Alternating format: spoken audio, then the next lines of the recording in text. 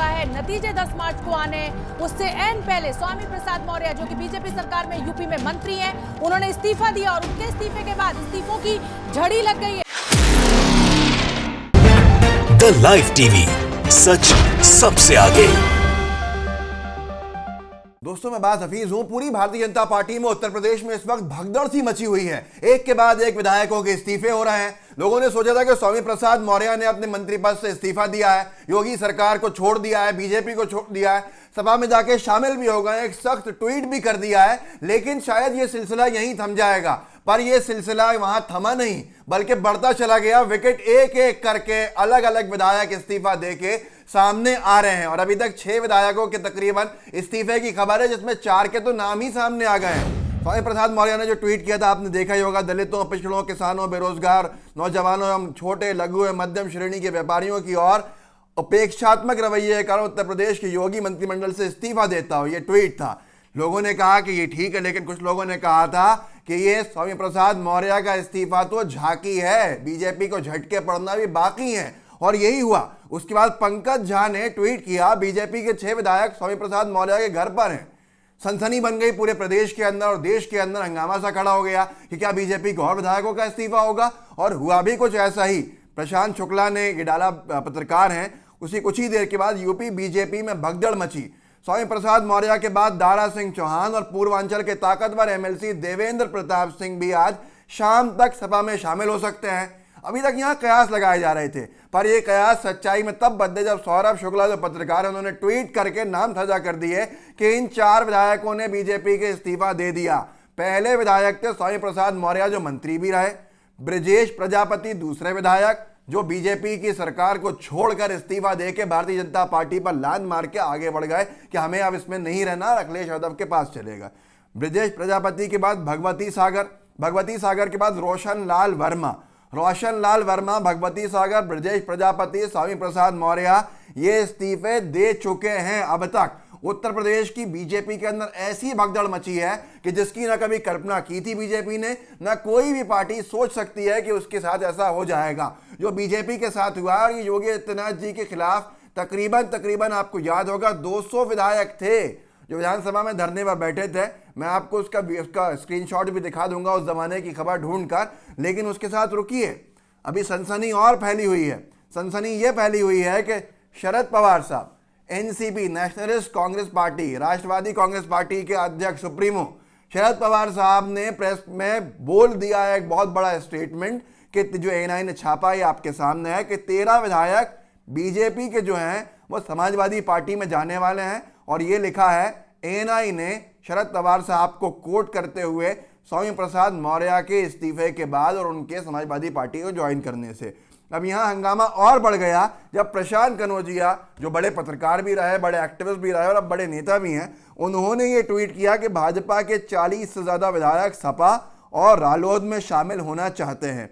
स्वामी प्रसाद मौर्य तो झांकी हैं, झांकी पूरी फिल्म बाकी है। इसका मतलब साफ है अखिलेश जैन उत्तर प्रदेश का विकास है। 3 हिंट दे रहा हूं, बाकी लिस्ट लंबी है। नंद गोपाल नंदी, दारा सिंह चौहान, धर्म सिंह सोनी।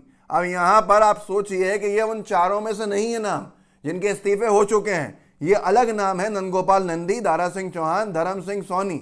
अब इनके इस्तीफे जो है उसकी कयास जो लग रही थी, टकटकी बांध के बीजेपी और गोदी मीडिया देख रहे हैं कि इसको छुपाएंगे कैसे। मतलब साफ है पूरा घर बीजेपी का हिल चुका है, योगी सरकार पूरी हिल चुकी है।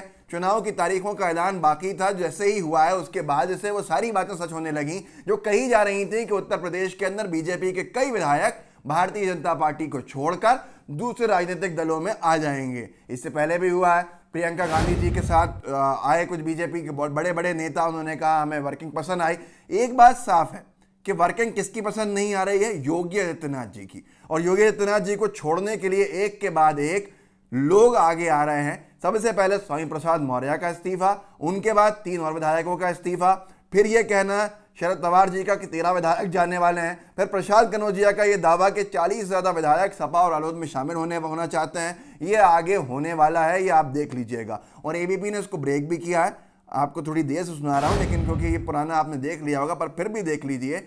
जब स्वामी प्रसाद मौर्य के इस्तीफे के बाद इस्तीफों की झड़ी खुद एबीपी ने कहा, ओम प्रकाश राजभर का ट्वीट, बीजेपी के विकेट गिरना शुरू। आप देखिए क्या कह रहा है एबीपी खुद के विकेट गिर रहे हैं, बीजेपी के इस्तीफों की झड़ी चल रही है। देखिए का है नतीजे 10 मार्च को आने, उससे एन पहले स्वामी प्रसाद मौर्य जो कि बीजेपी सरकार में यूपी में मंत्री हैं, उन्होंने इस्तीफा दिया और उनके इस्तीफे के बाद इस्तीफों की झड़ी लग गई है। रोशन लाल वर्मा, ब्रजेश प्रजापति, भगवती प्रसाद सागर, इन सभी ने इस्तीफा दे दिया है। उधर ओम प्रकाश राजभर अध्यक्ष हैं, उन्होंने ट्वीट किया है भाजपा का विकेट गिरना शुरू हो गया है। तो आपने ये देख लिया। अब सबसे बड़ा विषय यह है कि लोग इस्तीफे क्यों दे रहे हैं, ये भी एक बड़ी बात है, क्योंकि जब इस्तीफे कांग्रेस में होते हैं तो गोदी मीडिया के बड़े बड़े पत्रकार सवाल करते हैं कि साहब राहुल गांधी का नेतृत्व कमजोर है, तो अब क्या मोदी जी का और योगी जी का नेतृत्व कमजोर माना जाएगा?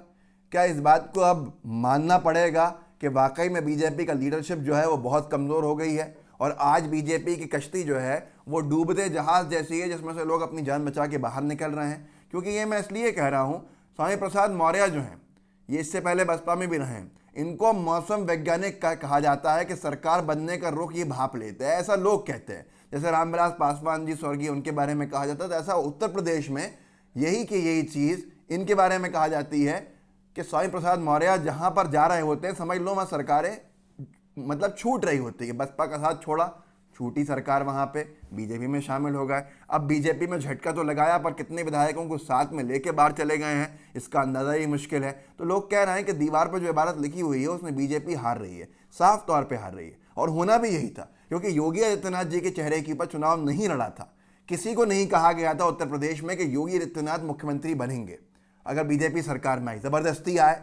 और फिर आपको याद होगा जो मैंने शुरू में कहा था कि 200 विधायक शुरू दिन से योगी आदित्यनाथ जी के खिलाफ धरने के ऊपर बैठ चुके हैं, उनके खिलाफ बयान दे चुके हैं। बहुत सारा हंगामा है जिसके अंदर बहुत सी बातें आई चली जा रही। नंद किशोर गुर्जर जी का नाम भी बहुत आया था वो 200 विधायकों को बिठाने के मामले में।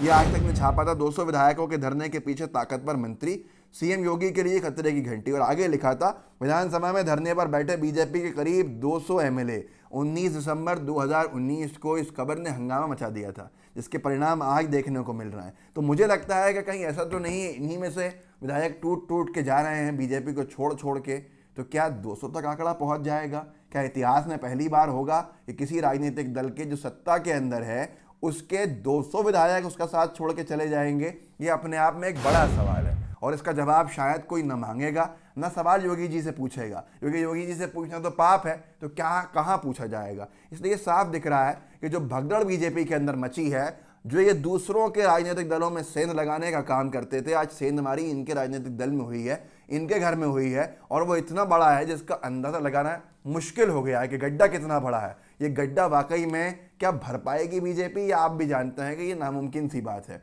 स्वामी प्रसाद मौर्य अकेले गए होते तो बात समझ में आती, पर एक के बाद एक इस्तीफे किसी पार्टी के लिए कितनी बड़ी खतरे की घंटी हो सकती है। पर इसके बावजूद भी मुझे उम्मीद है पूरी तरह से हमारे गोदी मीडिया जो कहलाते हैं पत्रकार, मैं सारे जेन्युइन पत्रकारों की बात नहीं कर रहा, जो वो लोग हैं जो मोदी जी की बातें करते रहते हैं, उनकी तरफ से प्रवक्ता बन जाते हैं, उनको आज कितना लीपना पोतना पड़ेगा, ढाकना छिपाना पड़ेगा, ये तो आप भी जानते हैं। इस वीडियो को आगे बढ़ाइए और बताइए कैसी भगदड़ है उत्तर प्रदेश के चुनाव से पहले बीजेपी में। क्या इसके बावजूद भी बीजेपी सरकार बनाने के सपने देख सकती है? बेमानी है। तो आप भी ज़रा अपने दोस्तों को जो उत्तर प्रदेश में हो उनके ग्रुप में शेयर कीजिएगा, जहाँ जहाँ भेज सकते हैं इसका लिंक भेजिएगा।